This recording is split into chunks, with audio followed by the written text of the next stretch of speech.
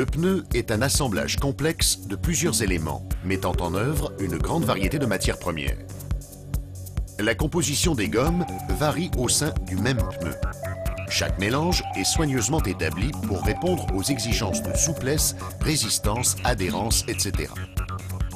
De grandes longueurs de câbles métalliques et synthétiques sont également mises en œuvre.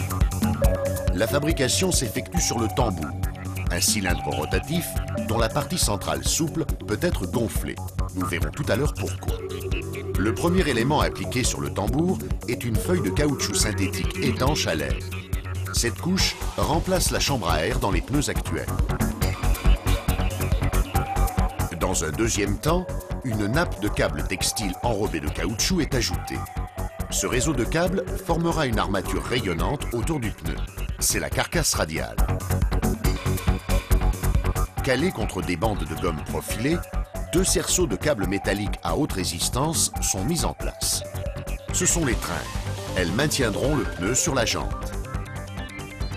La nappe carcasse est rabattue sur les tringles pour assurer son ancrage. D'autres éléments sont ajoutés.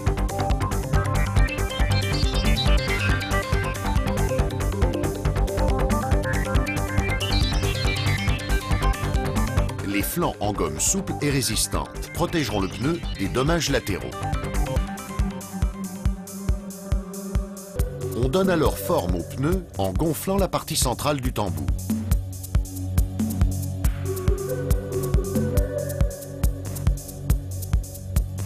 Deux nappes sont appliquées au sommet du pneu.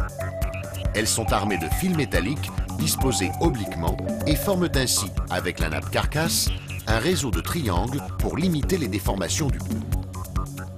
Enfin, c'est la pose de la bande de roulement, la partie du pneu en contact avec le sol.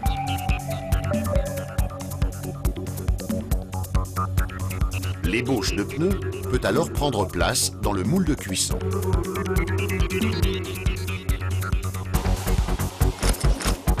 Au centre, une membrane remplie d'eau chaude sous pression repousse la matière encore malléable au fond des empreintes gravées dans le moule.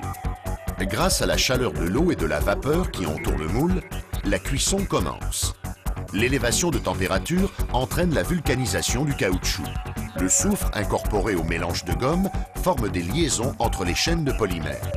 Dès lors, le caoutchouc passe de l'état plastique à l'état élastique. À la sortie du moule, le pneu a acquis sa forme et ses propriétés définitives.